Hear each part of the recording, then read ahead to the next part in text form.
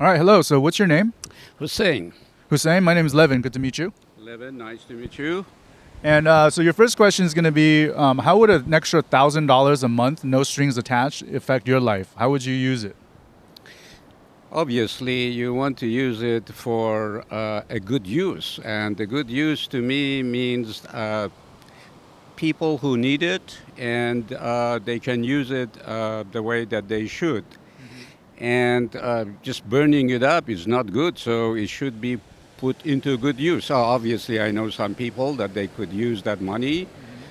Possibly, I may be giving those amounts to the people. So, you would donate it to people around you who need it. What about yourself? Would you? How would that impact your life?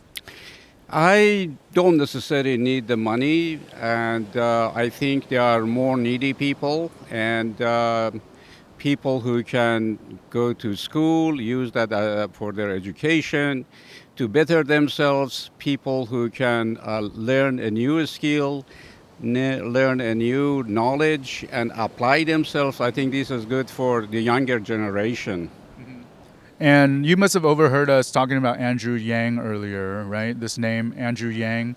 Yeah. Do you recognize the name? I watched him on the debate that they had recently, and yes, obviously, this is what he was asking. If I gave you $1,000, no interest attached, would that be interesting? And many people think that it is interesting. Yeah, yeah. His whole plan is to give every American citizen $1,000 a month with no strings attached. And he mentions that it's because our economy is getting more and more automated.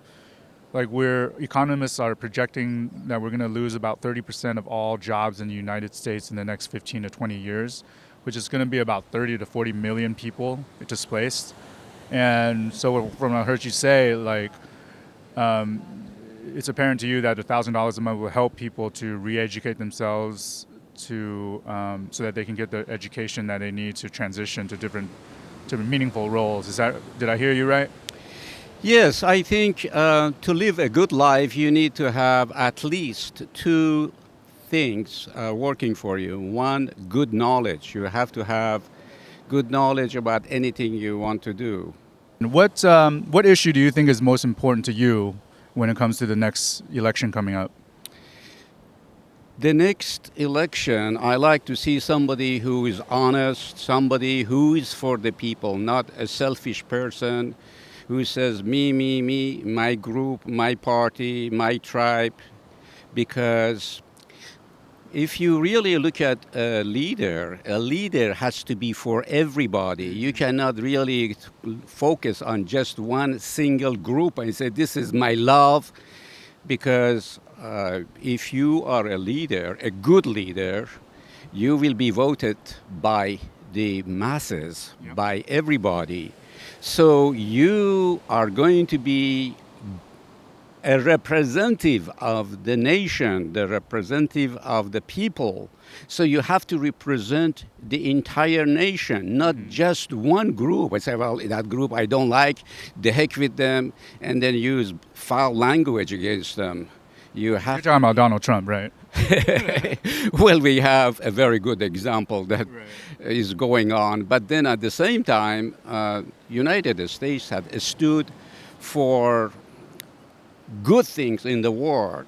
Yeah, this is one thing I guess like make America great again. But if you think about it, America used to lead the world in terms of values. Like people around the world respected America for the values of freedom and equality and multiculturalism. And now I think we've really taken a departure from being like the moral and values leader of the world. And now like, a lot of, we really lost respect on the world stage a lot, I feel. Yes, when you look at the leaders we have had, they all have come up with all kind of good ideas, ideas for hope, ideas for making the best out of whatever you have. When John F. Kennedy died, I was in Iran, 8,000 miles away from here. And then in the hustling and bustling street of Daryush in Shiraz. I was a child. I noticed once people heard that the man had been shot and killed, tears were coming down. Why, you ask yourself? Those people didn't have anything to do with Americans. But then again, John F. Kennedy, because of his humanitarian approach, his goal for helping everybody throughout the world in terms of freedom, in terms of creativity, in terms of showing the best of the United States, he was loved even by the people of Iran now that we have a problem with. And I want to speak a little bit to the importance of unifying the different groups within the United States and not like just representing your own group and creating division.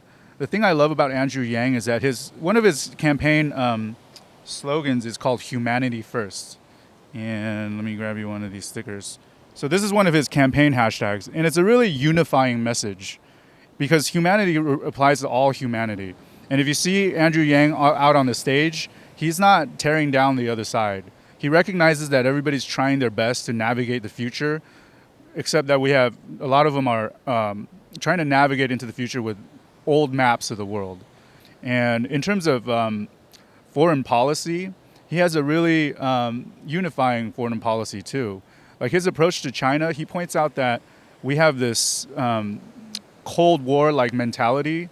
It's a zero-sum mentality where we think if other countries succeed, that means the U.S. is falling behind and losing.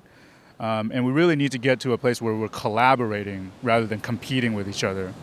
Well, if you really look at anybody, anywhere, whether the person is in China or in the United States, everybody has two arms, everybody has one heart, and everybody breathes the same air.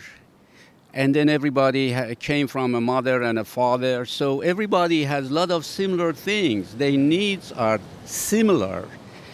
And if people cooperate or work together, like we have made it possible through technology, invention, and many things. For example, with the invention of the light bulb, with the invention of internet, invention of aeroplanes. So you see people are really intermingling, they are exchanging ideas, they are exchanging whatever they can, and the world has become much better off by all these changes through human relations rather than, getting a gun or rather than getting a club and beating them up. So the whole approach in humanity has been to be better and better. Being better, it means to show the people the best way.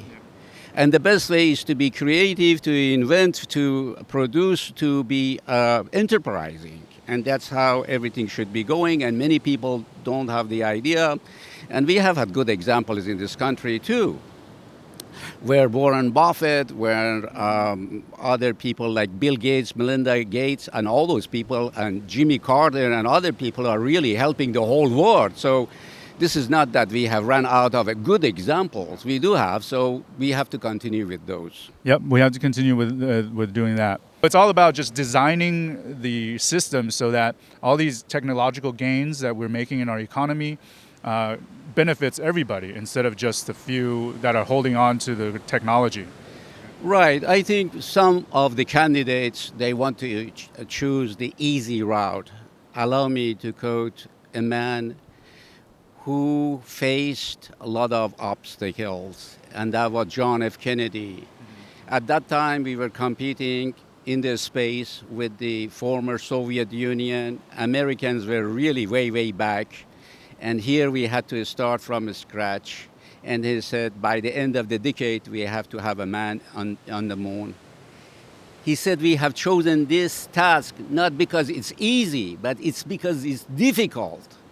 We don't have the technology, we don't have the knowledge, we don't have the skills, we have nothing, we are behind. But we have to be doing better.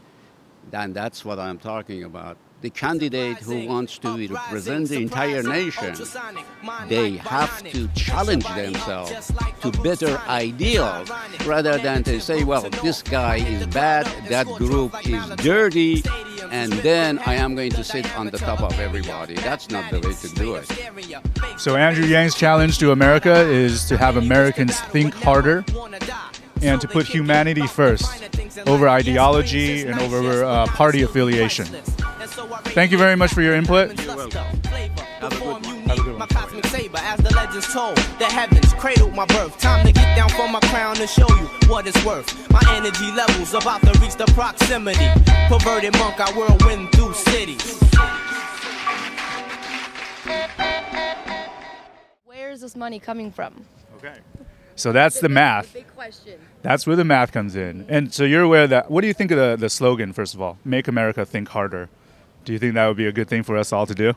Of course. I mean, the lack of thinking is never good. So I think the more you think, the more ideas that come into play.